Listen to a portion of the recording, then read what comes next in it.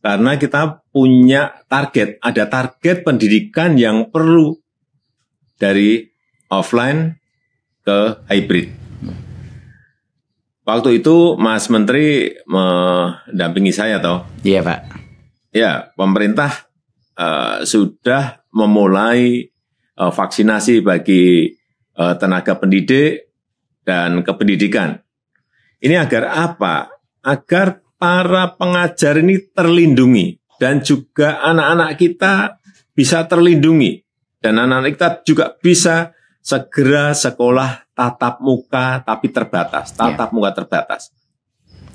Harapan saya ini seluruh tenaga pendidik, tenaga kependidikan dapat segera divaksinasi karena saya telah menyampaikan ke Menteri Kesehatan beri prioritas. Dan dengan segala daya dan upaya kita ingin segera mengembalikan anak-anak kita ke sekolah, tapi juga dengan catatan harus aman dari COVID. Kita bisa segera mengejar ketertinggalan yang disebabkan oleh pandemi. Jadi kalau nanti sudah mulai tatap muka terbatas, betul-betul secara ketat harus menjalankan protokol kesehatan. Betul. Kemudian kita evaluasi setiap wilayah seperti apa. Dan setelah itu kita akan memutuskan lagi kebijakan kedepannya akan seperti apa. Gimana kira-kira? Dari saya, kalau menurut saya itu adalah hal yang terbaik Pak. Karena sekarang banyak sekali orang tua tidak diberikan opsi untuk tatap muka. Jadi menurut saya sudah sangat baik kebijakan bahwa kalau guru-gurunya itu sudah divaksin, sekolah itu wajib membuka opsi tatap muka Pak. Tetapi orang tua tidak wajib mengirimkan anaknya ke sekolah kalau orang tuanya tidak nyaman. Jadi kuncinya dua seperti yang Pak Presiden bilang. Pertama, tatap muka terbatas ini bukan kayak sekolah normal ya Pak. Nggak ada ekskul, nggak ada apa, kapasitasnya cuma 50%, harus rotasi. Dan yang kedua adalah haknya ujung-ujungnya itu ada di orang tua. Tapi saat ini kalau ada orang tua, pilihan aja mereka tidak punya di beberapa sekolah dan mereka mengalami banyak kesulitan. Jadi kami bekerja sama dengan Kementerian Kesehatan untuk memastikan mendorong Pemda-Pemda dan sekolah untuk melaksanakan vaksinasi dan melakukan tatap muka Pak. Iya, yang penting akhir Juni itu vaksinasi untuk pendidik dan tenaga kependidikan harus sudah selesai. Karena nanti di tatap muka terbatasnya di bulan Juli kan? Iya, sebenarnya Pak, tatap mukanya udah bisa mulai jalan kalau sudah divaksin. Harapannya itu Juli hampir semuanya sudah ada opsi tatap muka. Jadi insya Allah bisa lebih cepat lagi Pak beberapa sekolahnya. Insya Allah Pak. Pak Presiden, izin bertanya, sebenarnya apa yang ada di benaknya Pak Presiden mengenai kemajuan yang Bapak ingin lihat terjadi dalam pendidikan di Indonesia ini? Pendidikan untuk semua. Artinya inklusif sampai ke pinggiran, sampai ke pelosok desa, pelosok tanah air. Tapi pendidikan yang berkualitas, itu kunci. Yang kompetitif. Dua-duanya harus berjalan bersamaan. Ini kan yang saya tugaskan ke Mas Menteri. Justru dengan sekarang ini ada pandemi, terjadi percepatan untuk digitalisasi. Jadi kalau melihat di lapangan proses belajar jarak jauh yang kita lakukan, menurut Mas Menteri seperti apa? Banyak kendalanya. Banyak yang nggak punya HP, banyak yang nggak punya koneksi internet, dan kita melihat di dunia memang kualitas daripada pembelajaran itu ada penurunan.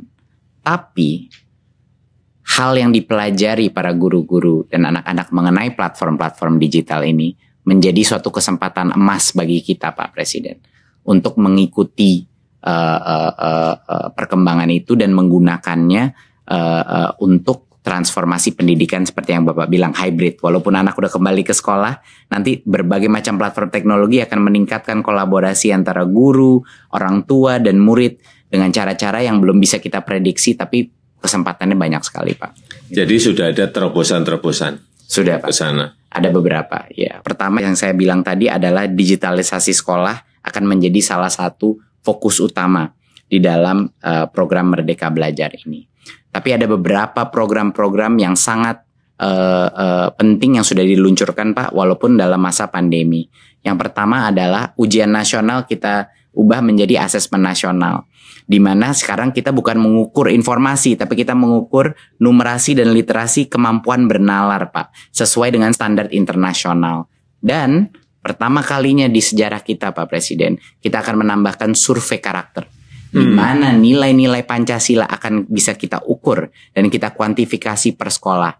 Isu-isu seperti intoleransi, kekerasan seksual, dan perundungan bisa kita ukur Pak Presiden. Bagus sekali. Per sekolah Pak, nanti ada peta-petanya gitu. Bagus sekali. Jadi ini program Big Data, salah satu program Big Data pertama kita Pak. Bagus Pak sekali. Presiden selalu menagih saya mengenai melakukan digital government. Jadi ini step pertama kita Pak. Yaitu lompatan yang ingin kita lakukan kan di situ. Betul Pak. Dan yang kedua Pak adalah program guru penggerak, di mana regenerasi kepemimpinan kepala-kepala sekolah kita, pengawas kita, guru-gurunya LPTK kita itu akan keluar dari alumninya guru penggerak Pak. Saya baru aja di Papua Pak, kemarin luar biasa, sama di Kalimantan Timur, banyak dari guru penggerak yang ikut program baru 5 bulan nangis-nangis depan saya Pak Presiden. Mereka nangis karena apa Pak? Mereka nangis karena menurut mereka program ini membuat mereka menyadari berbagai macam mispersepsi mereka mengenai apa artinya pemimpin di dunia pendidikan Pak. Jadi strategi kedua kita Pak adalah untuk meluncurkan regenerasi kepemimpinan. Kepala-kepala sekolah kita semua bakal alumni dari guru penggerak. Ketiga Pak, kita transformasi keuangan. Ini yang dengan dukungan Pak Presiden sangat membantu Pak. Dana BOS yang tadinya suka datang telat Pak di daerah, kita nggak lewat pemerintah daerah, langsung transfer ke sekolah biar kepala sekolahnya nggak perlu nalangin dulu. Biasanya minjem-minjem Pak sama orang tua untuk bulan-bulan pertama. Sekarang alhamdulillah transfer langsung. Kedua, kepala sekolah sekarang punya fleksibilitas Pak dalam penggunaan dana BOS. Mereka bisa gunain, kadang ada yang kebutuhannya buku, kadang kebutuhannya digital, kadang-kadang kebutuhannya masker. Adapun yang kebutuhannya perahu untuk nyebrangin anak-anak dari pulau sebelah Pak. Iya, ini kan negara besar ya. Kebutuhan di setiap sekolah, di setiap daerah, di setiap provinsi itu pasti beragam, berbeda-beda. Betul. Jadi nggak bisa, tidak selalu kayak Pak Presiden, waktu saya pernah ngobrol sama Pak Presiden, keseragaman itu belum tentu keadilan. Iya, betul. Itu Pak. Dan saya mengambil nasihatnya Pak Presiden lalu kita buat lewat kebijakan. Pak Presiden juga yang mendorong saya waktu itu untuk melakukan transformasi dana BOS Majemuk Pak Presiden. Kan aneh kan Pak, dulu Pak Presiden bilang sama saya, Mas Menteri ini aneh kok jadi per anaknya di Jakarta sama per anaknya di Papua, di Pulau Maluku. Jadi setelah kita evaluasi, kita ubah Pak Presiden. Sekarang namanya dana BOS Majemuk. Berdasarkan per anaknya itu berdasarkan indeks kemahalan. Jadi di Papua di mana bangun ruang kelas itu 3 kali lebih mahal, ngirim buku dari Jakarta bisa 2 kali lebih mahal. Sekarang Pak, anak-anak di kepulauan di Maluku sama Papua naik dana BOS-nya 40% sampai dengan 100% Pak Presiden. Ya itu yang namanya keadilan. Betul. Belum tentu keseragaman adalah keadilan. Bagaimana sekarang Mas Menteri mengenai infrastruktur dan teknologi untuk sekolah? Digitalisasi sekolah Pak, tentunya bekerja sama berkoordinasi dengan Menkominfo Pak untuk memastikan bahwa sekolah menjadi prioritas untuk koneksi internet Pak.